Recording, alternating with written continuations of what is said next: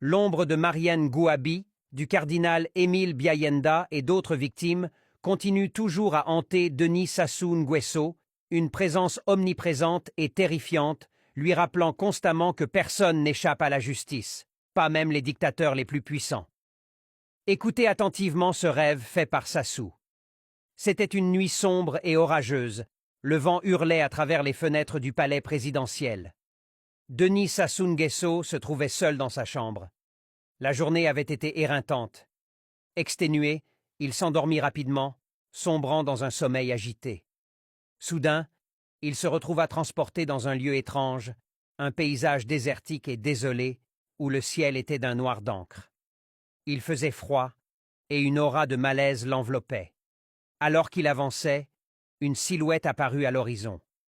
Plus il s'approchait, plus la figure devenait reconnaissable.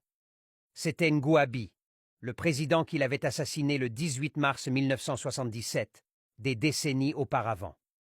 Ngouabi se tenait là, imposant et spectral, ses yeux brûlants d'une colère contenue. À côté de lui, le cardinal Émile Biayenda et d'autres visages familiers émergèrent de l'ombre.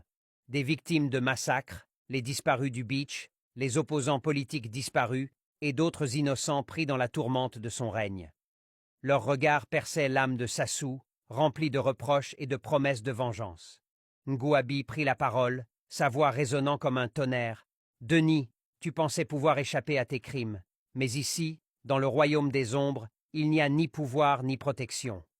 Nous t'attendons, toi et ta famille. Ta tyrannie ne restera pas impunie. » Sassou sentit une peur viscérale s'emparer de lui. Il tenta de parler, de se justifier, mais aucun son ne sortit de sa bouche. Les visages des victimes se rapprochaient. Leurs murmures récitaient en chœur une prière de malédiction que leur dictait le cardinal Émile Biayenda. Ces murmures se transformaient peu à peu en cris de vengeance. Ces âmes tourmentées semblaient se fondre en une seule entité menaçante, avançant inexorablement vers le dictateur sanguinaire. Il voulut fuir, mais ses pieds étaient désormais cloués au sol.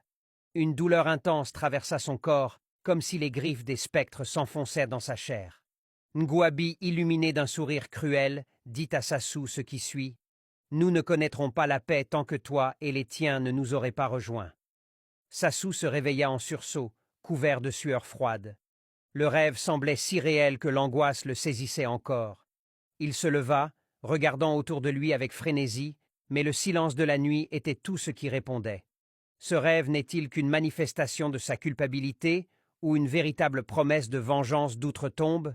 Chaque nuit suivante, le même cauchemar le hante avec une férocité toujours plus intense.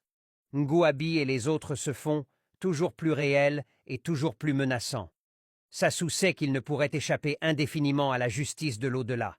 Le spectre de ses crimes le poursuit, une vengeance implacable qui finirait par le rattraper, ici ou ailleurs.